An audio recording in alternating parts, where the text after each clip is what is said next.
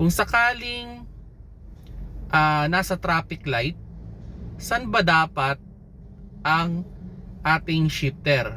Sa neutral ba or sa park? Okay, ganito. Explain natin mga paps. So, for example, nasa traffic light. Scenario lang may traffic light, naka-red. So, halimbawa, nasa drive tayo. Okay, saan ba dapat nating ilagay? Sa neutral or sa park?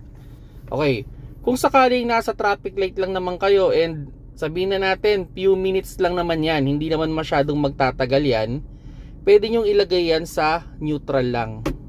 Then, engage niyo yung inyong handbrake. So, okay na yan. So, pag tatakbo naman kayo, lalagay nyo lang sa drive, then, i-release niyo yung handbrake.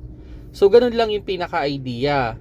Mali kasi mga paps, yung halimbawa, nasa traffic light, sample lang red yan, tapos nasa traffic light ka, nasa drive ka, ilalagay mo sa park. Kasi kung titignan ninyo, napakaraming movement. So, dadaan ka ng neutral, dadaan ka ng reverse, dadaan ka ng park, tapos i-handbrake mo. So, ang daming movement, diba? Tapos halimbawa, nag-green na, so aabante na.